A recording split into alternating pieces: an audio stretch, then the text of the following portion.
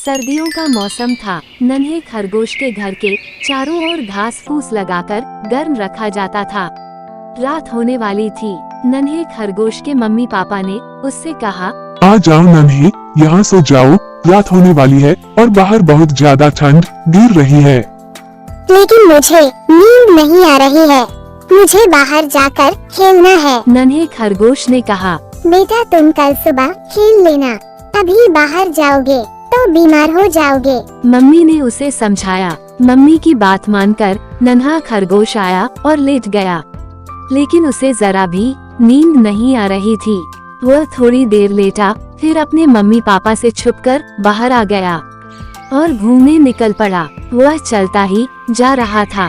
इस तरह वह कभी भी जंगल में नहीं आया था, लेकिन वह ध्यान से रास्ता देखता ही जा रहा था। मिट्टी में उसके पाँव के छोटे छोटे निशान बनते जा रहे थे। इसकी मदद से मैं घर वापस पहुंच जाऊंगा। नन्हे खरगोश ने ऐसा सोचा। वह काफी दूर निकल गया था, तभी जोरों से बारिश होने लगी। वापस जाने का रास्ता उसके पाँवों के वह निशान ही बता रहे थे, लेकिन तेज बारिश के कारण उसके पाँवों के निशान मिट गए थे।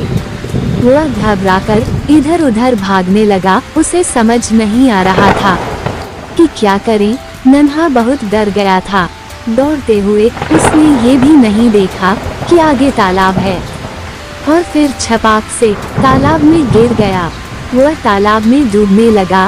एक हिरन और उसका बच्चा वहां से जा रहे थे। उन्होंने नन्हे खरगोश को मुश्किल में देखा तो रुक गए। उन्होंने किसी तरह खरगोश को बाहर निकाला। वह ठंड से कांप रहा था। हिरन जल्दी से नन्हे को अपने घर ले गया। घर जाकर हिरन की मम्मी ने उसे अपनी गोद में लपेट लिया। अब नन्हे को अच्छा लग रहा था, लेकिन उसको अब घर की याद आने लगी थी। हिरन ने उससे घर के बारे में पूछा, तो नन्हे ने बताया कि उसे ठीक से पता नहीं है। इधर नन्हे के मम्मी और पापा परेशान हो रहे थे कि नन्हा कहाँ चला गया। वे उसे ढूंढने निकल पड़े। हिरन भी नन्हे को लेकर जंगल में निकला। रास्ते में ही नन्हे के मम्मी पापा उसे दूर से आते हुए दिखाई दिए। वो दौड़कर अपने मम्मी पापा के पास आ गया। नन्हे के मम्मी पापा ने उसे गले से लगा लिया। कहाँ चले गए थे तुम? मम्मी रो रही थी। ऐसे बिना बताए थोड़ी ही जाते हैं।